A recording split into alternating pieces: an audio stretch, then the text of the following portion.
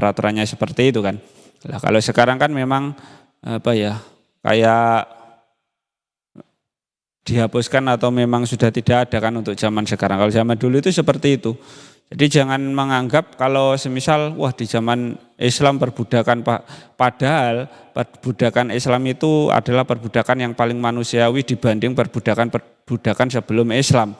Jadi kadang malah dianggap seperti hewan. Tapi kalau abad atau budak di zaman Islam itu memang dirawat, dilindungi, tapi dengan nanti dia nanti bekerja pada tuannya sedemikian rupa. Tapi kalau kadang itu ya Islam itu disudutkan dengan sudut pandang yang negatif tentang hal itu. Padahal perbudakan sebelum Islam itu ngawur sekali. Kadang orang itu sudah tidak dianggap sebagai manusia, dianggap sebagai hewan dan barang yang tidak berguna. Tapi Islam datang, perbudakan itu diatur sedemikian rupa. Jadi bisa dilindungi tapi dengan hak-hak yang sudah ditentukan stratanya gitu. Jadi nanti diperbudakan di belakangan ya. Nah, itu memang Islam datang itu setelah diutusnya Kanjeng Nabi Muhammad itu perbudakan itu memang lebih terjamin. Jadi meskipun tetap dengan aturan-aturan yang sudah diajarkan gitu. Nah, terus dalam Islam itu orang merdeka itu tidak boleh menikahi budak perempuan kecuali dengan syarat. Nah, kalau syaratnya terpenuhi baru nanti boleh menikahinya. Yang pertama itu adalah ada musodakil hurroh, yaitu tidak ada mas kawin untuk menikahi perempuan merdeka. Semisal di suatu daerah masih ada perbudakan gitu ya. Nah itu orang Islam itu tidak boleh menikahi budak wanita kecuali dengan syarat. Yang pertama itu tidak ada mas kawin untuk menikahi perempuan yang merdeka. Nah, karena semisal maharnya terlalu mahal yang merdeka, adanya budak. Lah nanti kalau budak nanti dengan mas kawin yang lebih ringan, akhirnya nanti boleh menikahi dia ketika memang perempuan merdeka itu tidak ada biaya atau tidak ada mas kawin untuk menikahinya. Nanti boleh untuk menikahi budak perempuan dengan mahar ataupun biaya yang lebih rendah semisal. Nah itu boleh.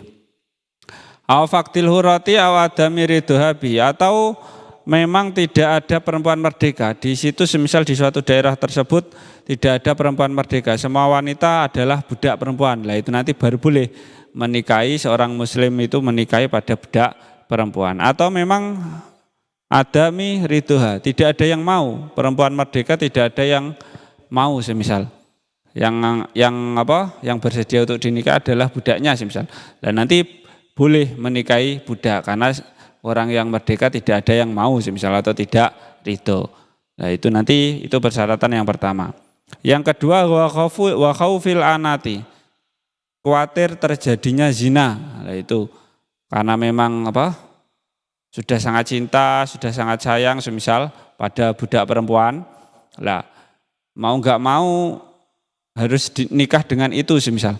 Nah itu nanti boleh menikahi budak perempuan karena nanti dikhawatirkan zina gitu. Nah itu bisa, itu menjadi persyaratan yang kedua, zina. Mudata faktil hurati, takut terjadinya zina ketika tidak ada perempuan yang merdeka. Itu karena tidak ada perempuan yang merdeka, adanya semuanya budak semisal. Nanti menikahi budak perempuan itu boleh.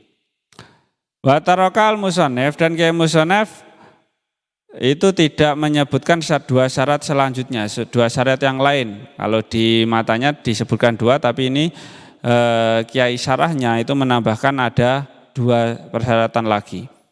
Ahaduma, yang pertama itu adalah alayakuna tahtahu huratan muslimatan au kitabiyatan tasluhu lil istimta, yaitu tidak ada perempuan merdeka ataupun kitabiyah. Kitabiyah itu perempuan yang mengikuti ajaran Nabi Isa yang asli itu cara bahasanya ya kafir kitabiyah atau yus kitabiyah. Mengikuti ajaran Nabi Isa yang asli, bukan yang Injil yang dirubah menjadi Bible, itu bukan. Jadi yang asli itu nanti bisa dinikahi. Yaitu tidak ada perempuan merdeka ataupun kitabiah yang patut untuk di istimta ataupun dia sukai semisal. Tidak ada perempuan merdeka ataupun kitabiah yang bisa dia sukai atau tidak bisa dia buat untuk bersenang-senang sebagai suami istri semisal. Lah itu semisal adanya budak perempuan nanti boleh menikahi pada budak perempuan. Terus yang kedua, Islamul amati alati yang kihuha al-hur. Yaitu Islamnya seorang budak perempuan yang bisa dinikahi oleh laki-laki merdeka. Jadi semisal di situ banyak perempuan yang yang Islam adalah yang seorang budak atau budak perempuan. Yang lain itu yang merdeka, wanita merdeka itu adalah non Islam semisal. Lah itu nanti boleh menikahi budak perempuan. Nah, kalau kondisinya yang seperti itu, fala yahilu li muslimin amatin kita biatan. Fala yahilu li muslimin amatun kita biatun. Maka nanti bagi orang Islam itu tidak halal menikahi budak yang kitabiah ataupun itu budak wanita yang mengikuti ajaran sebelum agama Islam, yang masih kitabiah, yang mengikuti ajaran asli Nabi Isa gitu. Wa idza nakaha al-hurru amatan bisyurutil madhkurati tsumma aisyara. Lah ketika summa aisyara wa nakahu rotan lam yang fasih nikahul amati gitu. Dan ketika perempuan merdeka itu menikahi amat atau budak perempuan dengan beberapa syarat yang sudah disebutkan tadi, lalu ternyata dimudahkan untuk bisa menikahi perempuan merdeka. Lah, maka nikahnya dengan amat tadi atau budak perempuan tadi itu nanti tidak rusak. Jadi statusnya tetap bisa menjadi istrinya. Dan status pernikahannya itu tidak rusak. Nah, jadi yang dari awal tadi kan prosesnya seorang laki-laki itu tidak boleh menikahi budak perempuan kecuali dengan dua syarat dan ditambahi dua syarat selanjutnya itu. Nah, ketika persyaratannya itu sudah dipenuhi, lalu ternyata setelah sudah dinikahi budak perempuannya itu, lalu dia dimudahkan untuk menikahi perempuan merdeka. Nah, itu nanti status pernikahan pada budak perempuannya tadi itu tidak rusak, alias dia nanti tetap dalam status suami istri. Jadi ini istri pertama seorang amat atau budak perempuan, istri yang kedua adalah perempuan yang merdeka. Nah, itu nanti tetap tidak rusak nikahnya. Nah, itu adalah tentang batasan beberapa orang-orang yang boleh menikahi untuk orang merdeka ataupun orang yang statusnya menjadi budak, itu berapa saja. Nah, selanjutnya adalah tentang hal-hal yang boleh dilihat lawan jenis. Nah, laki-laki boleh melihat apa saja pada wanita yang saudara sendiri, orang lain ataupun yang lainnya gitu. Bismillahirrahmanirrahim. Wa nadru rajuli utawi oleh ningaline wong lanang ilal mar'ati maring wong wadon iku ala sab'ati adrubin ing atase 7 pira-pira werna.